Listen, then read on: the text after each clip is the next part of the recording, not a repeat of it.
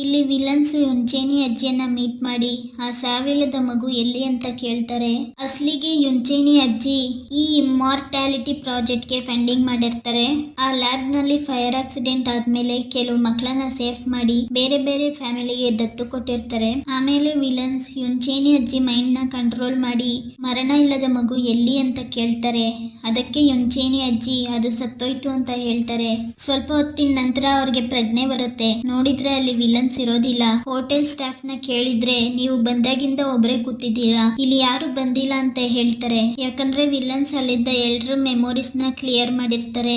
ಯುಂಚೇನಿ ಅಜ್ಜಿಗೆ ಮಾತ್ರ ನೆನ್ಪಿರುತ್ತೆ. Flash back ನಲ್ಲಿ ಚಿಕ್ಕವನಾಗಿದ್ದ ಹೀರೋ ಮುಂದೆ ಅವನ ಫ್ರೆಂಡ್ ಮೇಲೆ ವಿಲನ್ಸ್ ಎಕ್ಸ್ಪೆರಿಮೆಂಟ್ ಮಾಡ್ತಿರ್ತಾರೆ.